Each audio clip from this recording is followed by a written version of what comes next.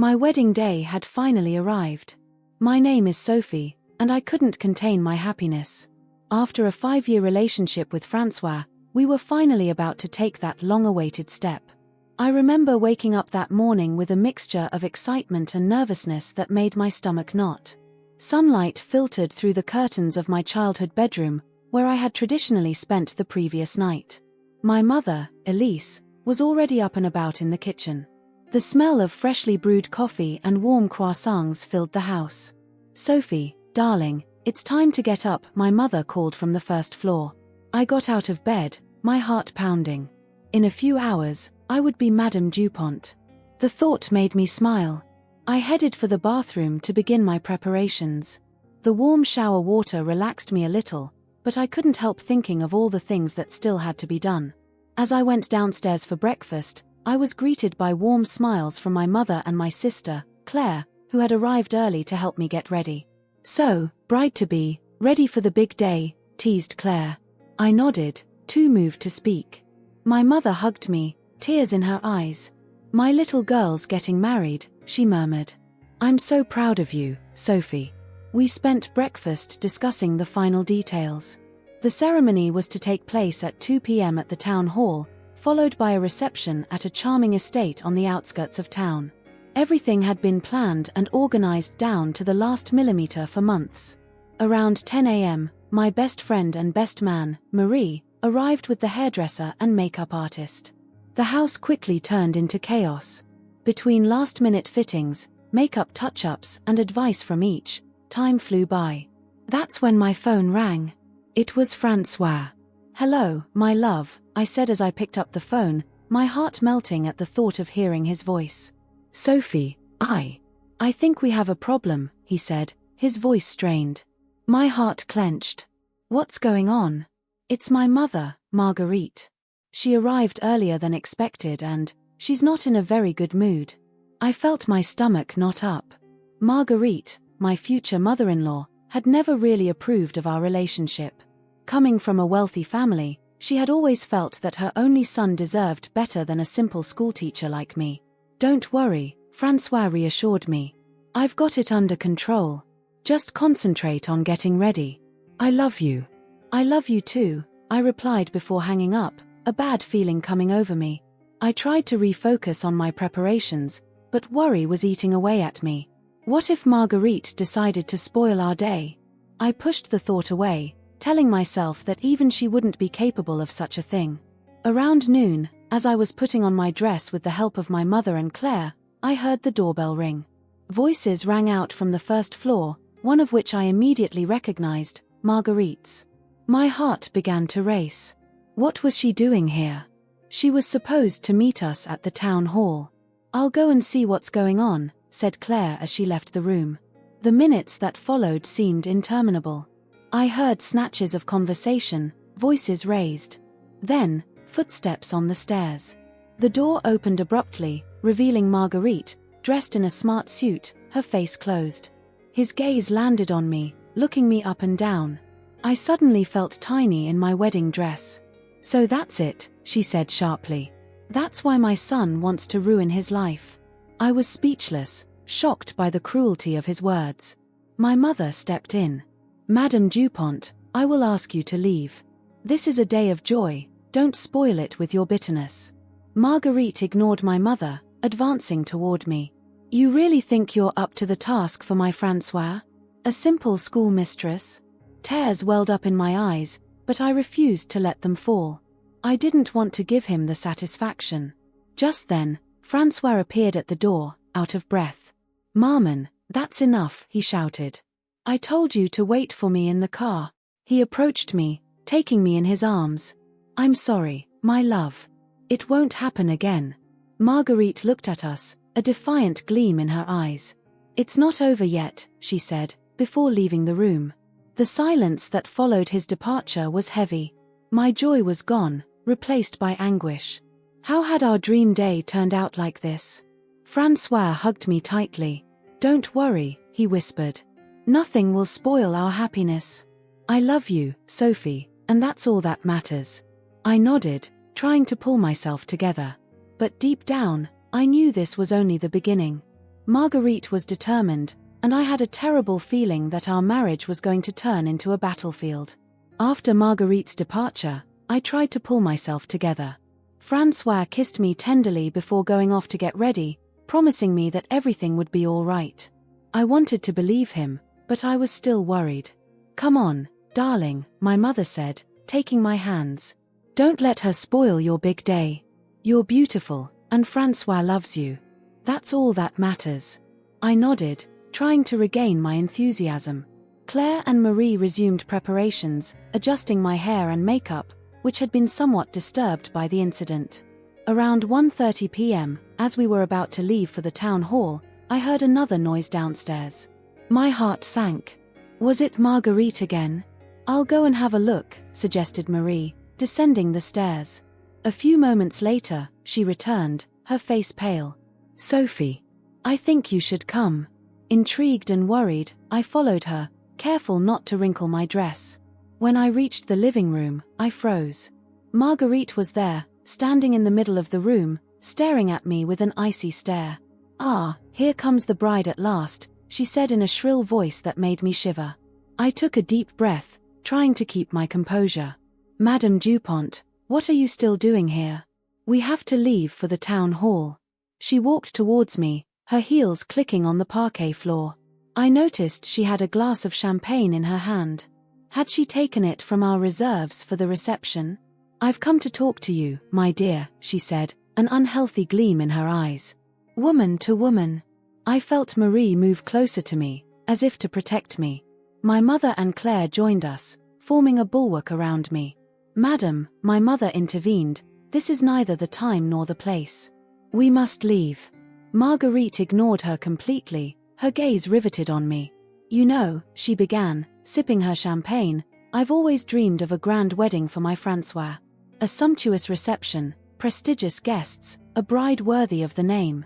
His words hurt, but I refused to show it. "Madame Dupont, Francois and I are happy with our choice. It's our wedding, not yours." She laughed dryly. "Oh, you poor thing. Do you really think you're up to it? A simple suburban schoolteacher?" "That's enough," exclaimed Claire. "Get out of here immediately." Marguerite turned to her, an evil smile on her lips. "Oh, but I haven't finished. You see, Sophie, a poor thing like you doesn't deserve to marry my son." These words hit me like a slap in the face. I felt tears welling up in my eyes, but I held them back. I didn't want to give him the satisfaction. "You're wrong," I said in a voice I wanted to be firm. "Love isn't measured by wealth or social status. Francois loves me for who I am." She burst into a cold laugh that chilled my blood. "Love? My poor child. Love doesn't pay the bills. Love won't give you the life my son deserves." I clenched my fists, feeling anger welling up inside me. The life Francois deserves is the one he chooses. And he chose me. Marguerite approached again, her face inches from mine. I could smell the champagne on her breath. "You're just an opportunist," she hissed. "You saw a good match and pounced on it. But let me tell you one thing, you'll never be part of our world." It was all too much. The tears I'd been holding back for too long began to roll down my cheeks. Marie took me in her arms, whispering comforting words. "That's enough now," thundered the voice of my father, who had just entered. "Get out of my house immediately, or I'll call the police." Marguerite stepped back, surprised by this intervention. She gave me one last disdainful look before heading for the exit. But before crossing the threshold, she turned around. "This marriage is a farce," she gushed. "And I'll do anything to stop it." The door slammed behind her, leaving a heavy silence in the living room. I trembled, shaken by this confrontation. "My darling," my mother said softly, taking me in her arms. "Don't listen to her. You're wonderful, and Francois loves you with all his heart." I nodded, trying to regain my composure. The clock in the living room read 1:45 p.m. We had to leave for the town hall. "Come on," Claire said, wiping away my tears carefully so as not to ruin my makeup. "Don't let her win. Your happiness awaits her at City Hall." We headed for the car, my father at the wheel. On the way, I couldn't help thinking about Marguerite's cruel words. What if she was right? What if I wasn't good enough for Francois? Marie, sitting next to me, took my hand. Sophie, stop brooding. I've known you since childhood, and I can tell you one thing. You're the most loving, devoted and wonderful person I know. Francois is lucky to have you. His words warmed my heart, dispelling some of the doubts sown by Marguerite. As we approached the town hall, I took a deep breath. No matter what, I was going to marry the man I loved. Nothing, not even his mother, could spoil this moment. The car stopped in front of the town hall. I saw Francois waiting for me on the steps, beaming in his suit. His smile widened when he saw me, and all my doubts vanished. I was marrying him, not his mother. As I got out of the car, I glanced around. No sign of Marguerite. Perhaps she had decided not to attend the ceremony after all. The thought brought me some relief. Francois approached me, taking my hands. "You're beautiful," he murmured. "Ready to become Madame Dupont?" I smiled, feeling love and confidence wash over me again. "More than ever," I replied. Hand in hand, we climbed the steps to the town hall, ready to begin our new life together, whatever Marguerite might think. The ceremony at the town hall had gone off without a hitch, and despite the previous events, I'd managed to make the most of this magical moment. Francois and I were officially husband and wife. We now headed for the reception venue, a charming estate on the outskirts of town. The euphoria of the moment almost made me forget the incident with Marguerite. Almost. A little voice inside me told me that it wasn't over, but I tried to keep it quiet. We arrived at the estate at around 4 p.m. The sun was shining, illuminating the park, which had been beautifully decorated for the occasion. White tables were laid out under a large tent, adorned with flowery centerpieces. Everything was just perfect. Francois shook my hand. "This is it, my darling. Here we are." I smile at him, my heart overflowing with love. Yes, here we are. We were greeted by a round of applause from the guests already present. The congratulations came from all sides, and for a moment I let myself be carried away by the surrounding joy. But suddenly, out of the corner of my eye, I saw Marguerite standing off to one side, glass in hand. Her cold gaze met mine, and I felt a shiver run down my spine. Francois followed my gaze and sighed, "Don't worry about her. This is our day." I nodded, trying to focus on the smiling faces around us. Marie approached, beaming in her bridesmaid's dress. "The bride and groom have arrived," she announced cheerfully. "Everything's ready for the cocktail party." We made our way to the cocktail area, greeting guests as we went. The atmosphere was festive, the background music creating a warm ambience. For a moment, I let myself enjoy the moment to the full. However, as we were chatting with friends, I heard the sound of breaking glass followed by exclamations. I turned to see Marguerite, who seemed to have stumbled, her glass shattered on the floor. It's nothing," she said in a loud, slightly pasty voice. I realized with horror that she was drunk. Francois apologized to our guests and hurried off to his mother. I followed, my heart sinking. "Mom," he said softly, helping her to her feet. "Maybe you should go get some rest." Marguerite pushed him away. "Rest? Certainly not. This is my only son's wedding, after all." His gaze landed on me, and I saw an evil gleam shine there. "Ah, the bride. Come this way, my dear." Francois gave me an apologetic look, but I decided to face the situation. I approached him, trying to keep calm. "Madame Dupont," I said politely, "perhaps we should go and have a chat somewhere quieter." She laughed dryly. "Oh no, my dear. I want everyone to hear what I have to say." My heart began to beat faster. What was she up to? "Ladies and gentlemen," she began in a loud voice, drawing the attention of all the guests. "I have something to say about this wedding." Francois tried to stop her, but she pushed him away. "No, Francois.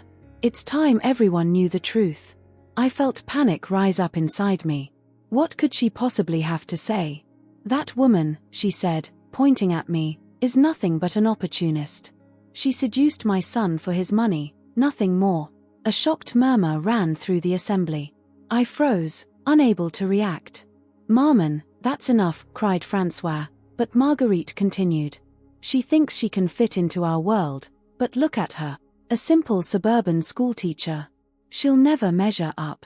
Tears welled up in my eyes. I wanted to disappear, to run away from this public humiliation. Then Marie stepped forward, her face flushed with anger. "How dare you?" she shouted at Marguerite.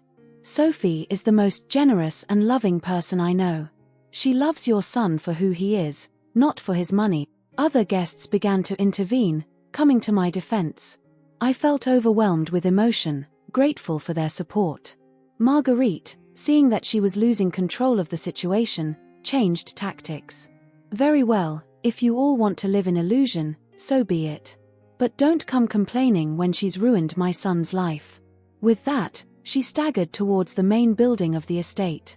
Francois was about to follow, but I held him back. "Leave her be," I said softly. "She needs to calm down." He looked at me, his eyes full of remorse. "I'm so sorry, Sophie. I didn't think she'd go this far." I laid my hand on her cheek. "It's not your fault. We're in this together, aren't we?" He nodded, kissing me tenderly. Our guests, embarrassed by the scene, began to disperse, resuming their conversations. Marie approached us. "Are you two going to be all right?" I nodded, trying to smile. "Yes, I'll be fine. Thanks for sticking up for me." She hugged me. That's what best friends are for. We decided to get on with the reception, trying not to let this incident spoil our day. However, I couldn't help glancing uneasily towards the building where Marguerite had disappeared. About half an hour later, just as the atmosphere was beginning to relax again, I heard exclamations from inside the building. My heart sank. What was going on now? I saw the receptionist running towards us, his face in a panic. "Monsieur and Madame Dupont," he said, out of breath. "There's a problem with the cake." Francois and I exchanged worried glances before following him inside. When we reached the kitchen, I was stunned by the scene before us. Marguerite was there, staggering slightly, next to our magnificent, half-demolished wedding cake. She still held in her hand the knife with which she had obviously attacked the cake. "Maman," exclaimed Francois, shocked. "What have you done?" She turned to us, a satisfied smile on her lips. "Oh, I just thought this cake was too beautiful for a bride like her," she said, pointing at me. "So I decided to make it more appropriate." I was speechless, with tears in my eyes. Our beautiful cake, on which we had spent hours choosing the design, was in ruins. Francois approached his mother, snatching the knife from her hand. "That's enough now. You will leave this reception immediately." Marguerite laughed bitterly. "Kick me out of your wedding? For her?" She gave me a look full of contempt. "You will regret this, my son." With that, she staggered out of the kitchen, leaving total chaos in her wake. I broke down in tears, unable to contain my grief and frustration any longer. Francois took me in his arms, whispering comforting words. "I'm sorry, so sorry," he repeated. "I don't know what to do to make it right." I lifted my head, wiping away my tears. "What are we going to do now? We're out of cake, and the cutting ceremony is in less than an hour." The receptionist approached shyly. "Madam, sir, if I may. Perhaps we could find a solution." The reception manager looked at us with a mixture of compassion and determination. "We could try to save some of the cake," he offered, "but it won't be enough for all your guests." I felt despair sweep over me. How were we going to deal with this situation? Francois shook my hand, obviously looking for a solution. "Sophie," he said softly, "let's not let my mother ruin our day. We'll find a solution." I nodded, trying to regain my composure. Then Marie burst into the kitchen, closely followed by Claire. "Oh my God," Marie exclaimed when she saw the state of the cake. "What happened?" In a few words, we explained the situation. Marie clenched her fists, clearly furious with Marguerite, while Claire was already thinking of solutions. "Look," she said, "we've got about an hour before the cake-cutting ceremony. We need to move fast." She turned to the receptionist. "Are there any pastry shops or bakeries open nearby?" The man shook his head. "Unfortunately, the nearest one is a 30-minute drive away, and it closes in 20 minutes. I felt panic rising again. How were we going to get out of this? Then Marie had an idea. What if we called all our contacts? Maybe someone knows a pastry chef who could help us out in a hurry? Francois immediately took out his phone. I'll call my colleague Thomas. His wife is a pastry chef, maybe she can help us. While Francois made his call, Claire and Marie began to contact other people. I felt helpless, watching the commotion around me. The reception manager approached me. In the meantime, maybe we could save some of the cake for the cutting ceremony. It won't be perfect, but at least you'll have something for the photos. I nodded, grateful for his efforts. While he worked with his team to salvage what could be salvaged, I turned to Francois, who had just hung up. Well? I asked, hopeful. He shook his head, looking disappointed.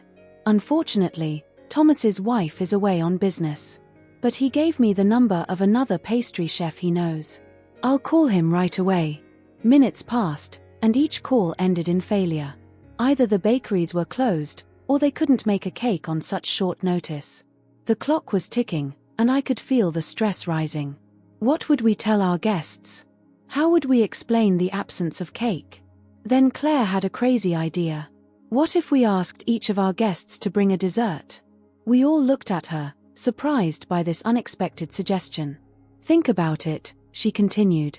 We still have a little time. Many of our guests live nearby. If they each bring a cake, a dessert, or even some fruit, we could create a varied and original dessert buffet. The idea was certainly unconventional, but in our situation, it was worth considering. It could work, says Francois, thoughtfully. After all, it's the spirit of sharing and conviviality that counts, isn't it? I thought for a moment.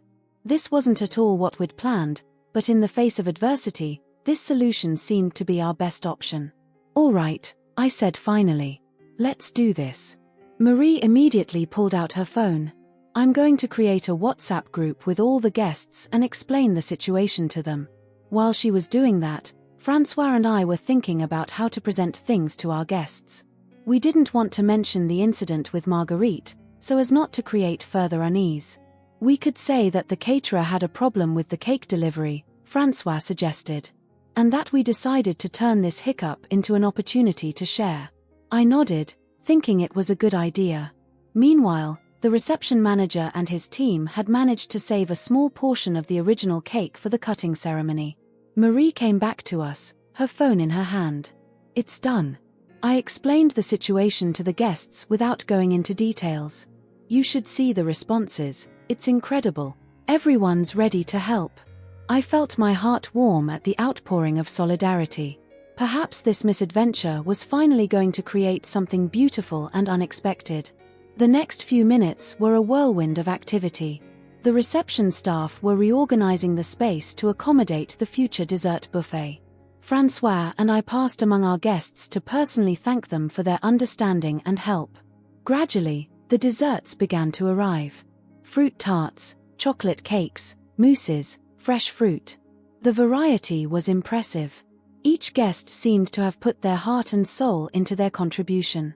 My Aunt Elise arrived with a magnificent strawberry plant she had prepared the day before for a family meal. I thought I'd save it for tomorrow, she said, hugging me, but your wedding is much more important. Francois' father brought a box of macaroons from a well-known patisserie. I ran all the way to the patisserie before it closed, he explained, out of breath but smiling. Even some of our neighbors, who weren't invited to the wedding, heard about our situation and came to make a contribution. It was an outpouring of generosity that touched me deeply. As the buffet filled up, I realized that this situation, stressful as it had been, had created something wonderful. Each dessert told a story, represented the love and support of our loved ones. Francois took me in his arms, contemplating the buffet that was taking shape.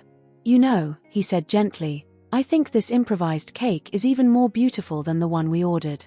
I could only nod, moved by the turn of events. What could have been a disaster had turned into a moment of incredible love and sharing. It was time for the cake cutting ceremony. We had decided to save the small piece of the original cake for this tradition, but we were also going to symbolically cut the community cake that formed our dessert buffet. As we prepared for this moment, I couldn't help but think of Marguerite. For all the evil she had tried to do, she had unwittingly created something beautiful.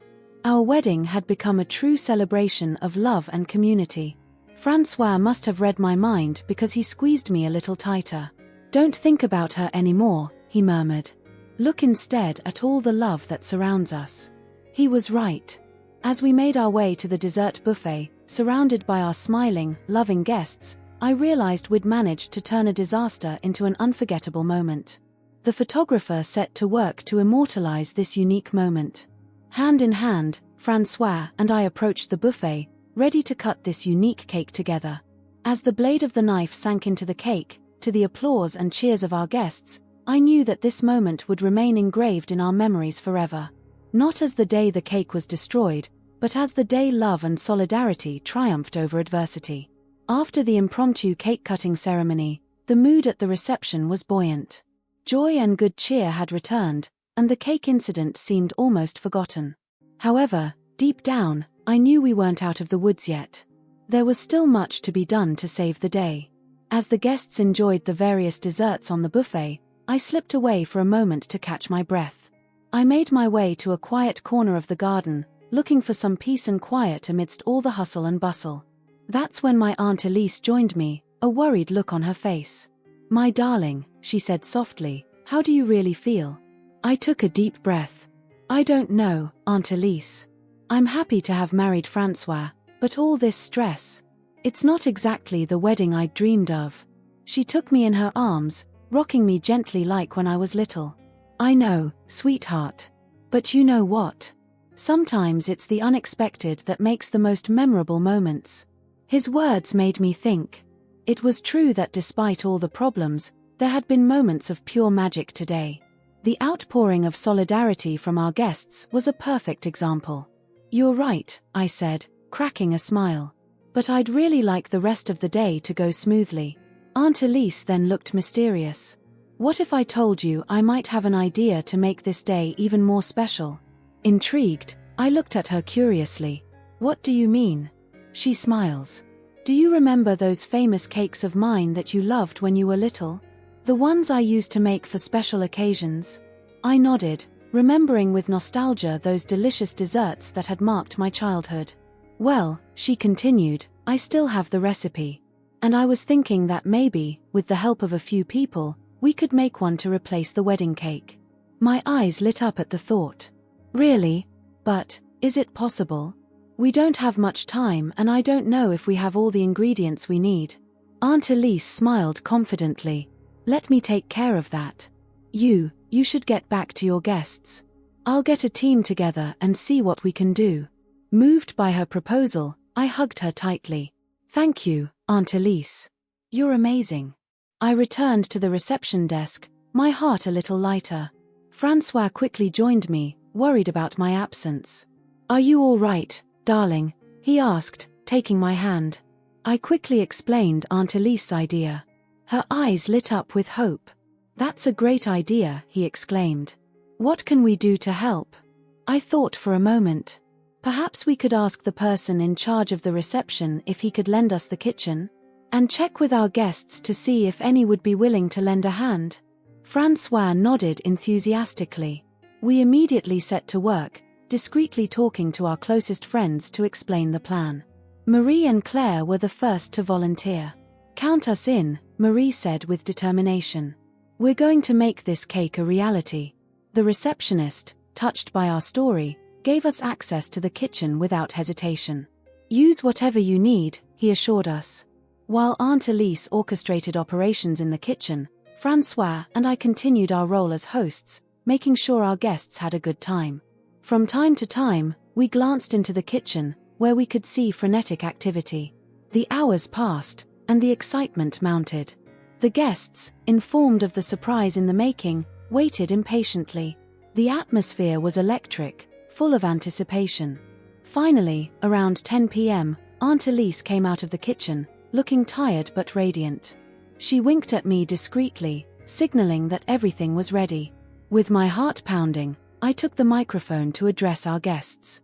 "Dear friends, family," I began, my voice trembling slightly with emotion.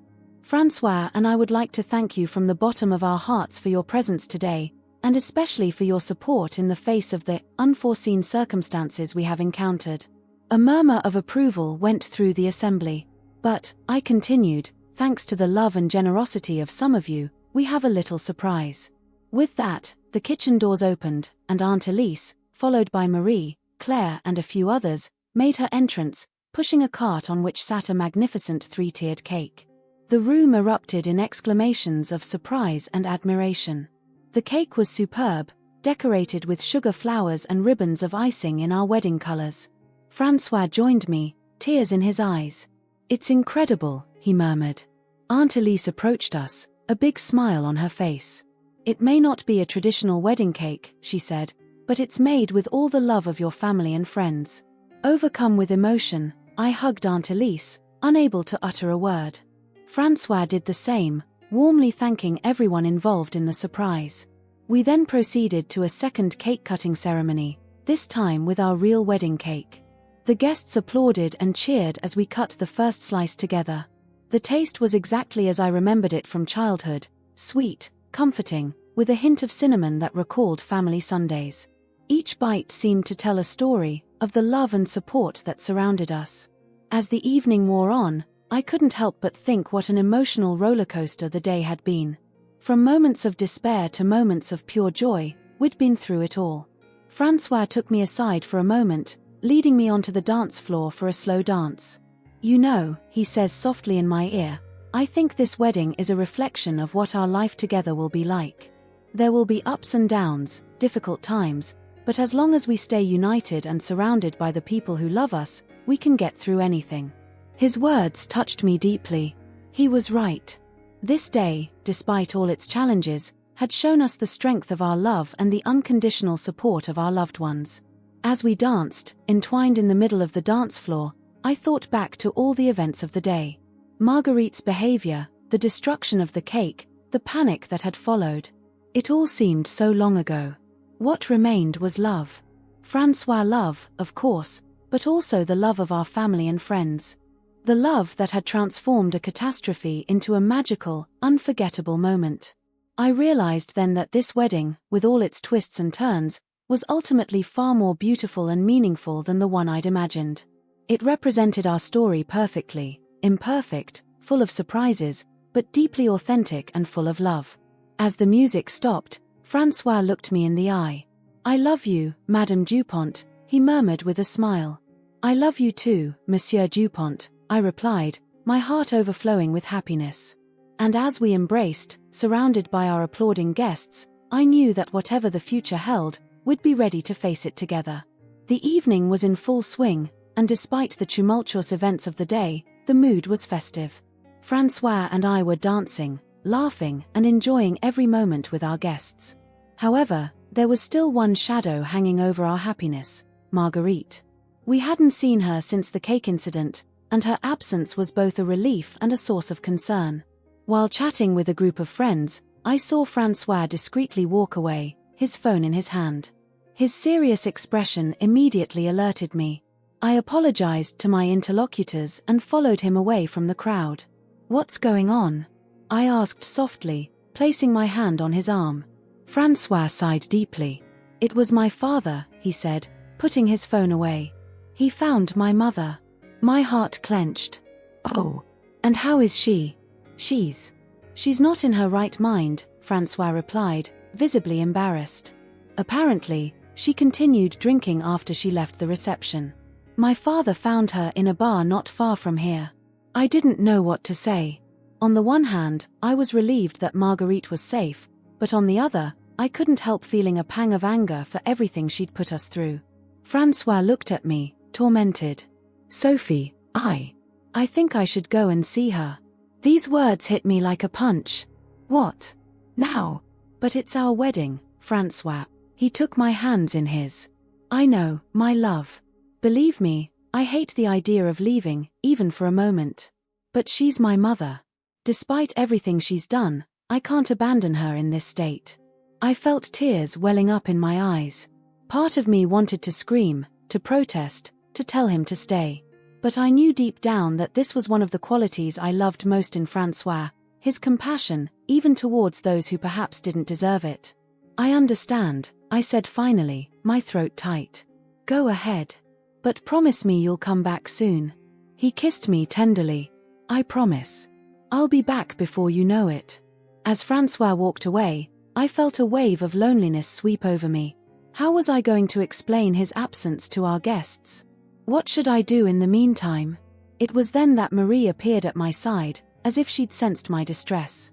Everything all right, Sophie? Where's Francois? I quickly explained the situation. His face went from surprise to indignation, then to compassion. Oh, sweetheart, she said, pulling me into a hug. I'm sorry you have to deal with this today. But don't worry, we'll take care of everything until Francois gets back. Marie, ever the pragmatist, quickly came up with a plan. She would discreetly inform Francois' parents and a few close friends of the situation, while I would continue my role as hostess as if nothing had happened. The minutes that followed seemed interminable. I smiled, chatted, even danced, but my mind was elsewhere. Where was Francois? How was the confrontation with his mother going? Would he be back soon? After an hour that seemed like an eternity, I finally saw Francois return. His face was tense, but he smiled when he saw me. I apologized to my interlocutors and rushed over to him. How did it go? I asked anxiously. Francois took a deep breath. It was complicated. My mother was in a terrible state. We had to take her back to her hotel with my father. She broke down in tears, started apologizing for everything she'd done. I felt a mixture of pity and resentment wash over me. Now what? My father stays with her. He makes sure she gets her rest and doesn't do anything else stupid. But Sophie, he looked me straight in the eye, I'm sorry for all this. You didn't deserve to have our day ruined like this. I put my hand on his cheek. Our day isn't ruined, Francois. It's just different from what we imagined. But we're together, and that's all that matters. He hugged me tightly, and I felt all the accumulated tension gradually dissipate. When we joined the party, our guests acted as if nothing had happened, thanks to the discretion of Marie and the others. The music was in full swing, people were laughing and dancing. However, I knew this story wasn't over. We should have a serious conversation with Marguerite, but not tonight. Tonight was for us, to celebrate our love despite the obstacles. As the evening drew to a close, Francois and I found ourselves alone for a moment on the terrace, gazing up at the stars. You know, Francois said, breaking the silence, despite everything that's happened, I wouldn't change a thing about this day. I looked at him, surprised. Really?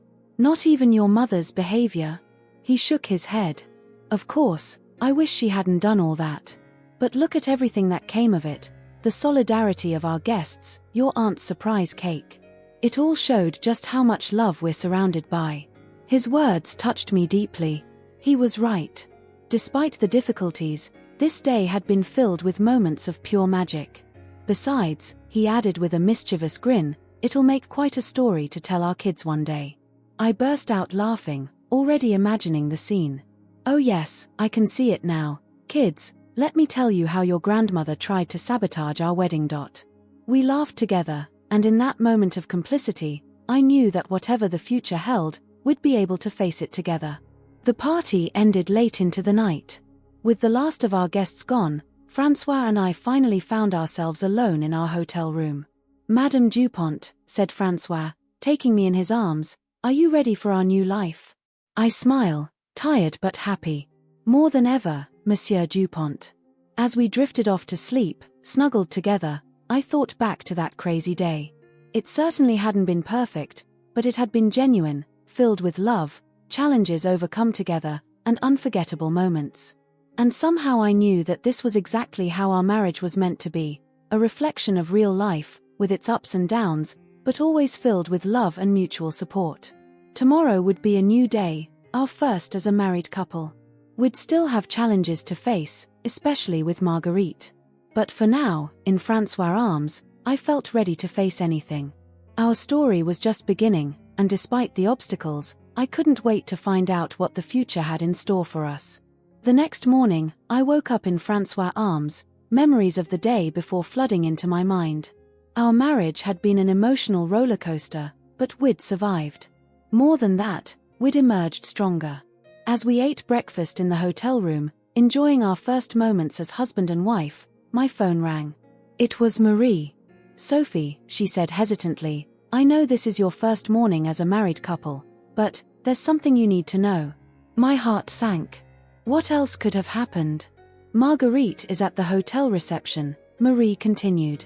"She's asking to see you both." I looked at Francois, who had overheard the conversation. His face darkened. "What do you want to do?" he asked me softly. I took a deep breath. Part of me wanted to ignore Marguerite, to enjoy this day with Francois without any more drama. But I also knew that we couldn't run away from this confrontation forever. "I think we should see her," I said finally. "Let's settle this once and for all." Francois nodded, looking both relieved and anxious. We dressed quickly and went down to reception. Marguerite was sitting in an armchair, looking tired and defeated. When she saw us approaching, she stood up awkwardly, her reddened eyes testifying to a difficult night. "Francois, Sophie," she said in a husky voice. I'm sorry to bother you, but I had to talk to you." Francois took my hand, as if to draw strength. "We're listening, Mom," he said neutrally. Marguerite led us to a private room in the hotel. Once the door was closed, she turned to us with tears in her eyes. "I don't know where to begin," she said. "What I did yesterday, it's unforgivable. I ruined your wedding, I hurt the people I love most in the world." I felt Francois tense up beside me. "Why, Mom?" he asked. "Why did you do all this?" Marguerite collapsed into an armchair, her face in her hands.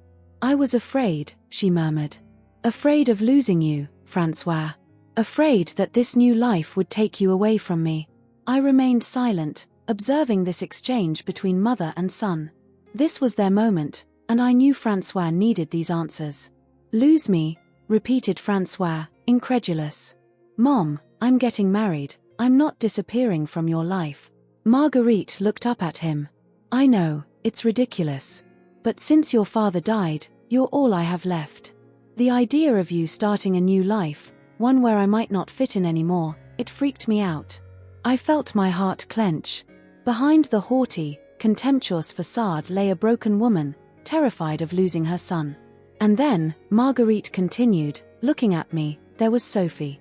So different from what I imagined for you, Francois. I was afraid she wouldn't understand our world, that she'd take you away from everything you'd always known." Francois squeezed my hand a little tighter. "Maman," he said softly, "Sophie doesn't take me away from anything.